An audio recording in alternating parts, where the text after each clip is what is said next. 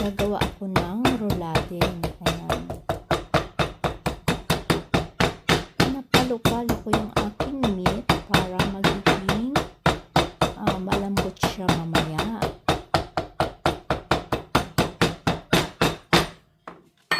Yan, meron ako ditong mustard.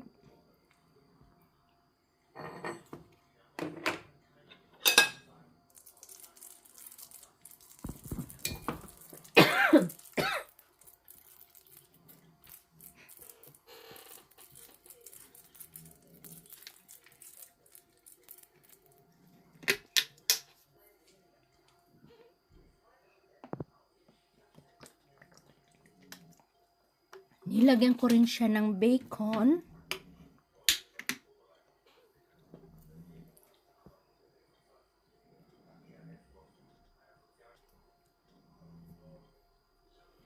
Tsaka meron akong carrots and cucumber. Ayan, meron din pala akong white onions pero nakalimutan ko ipakita. Niluto ko pala muna yung aking onions bago gamitin.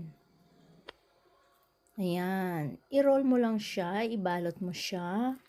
Ayan, at saka ilagyan mo siya ng mga pang-close. Meron akong isa dulo, ginamit ko yung toothpick. At saka sa gitna, ginamit ko, meron akong stainless pin para talaga sa roladin. So, ayan, ready na siya for cooking. Ayan, so meron akong sauce ng roladin, kaya hindi ko na siya pina-brown. Pero kung wala akong sauce, bina-brown ko muna yung meat.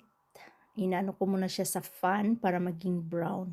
Pero ngayon, dahil meron akong sauce, powder sauce, ilalaga ko na lang siya sa sauce hanggang siya ay maluto o lumambot yung aking roladin.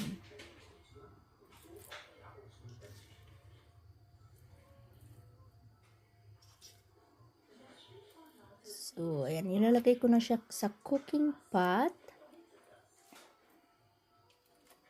Ayan, iluluto ko siya ng slow fire hanggang lumambot.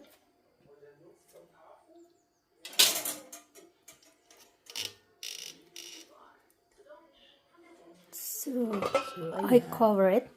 Ayan, pasensya na. Mali pala yung pagkuha ko ng video. Nakataas yung aking cellphone. Kaya salamat. Thanks for watching.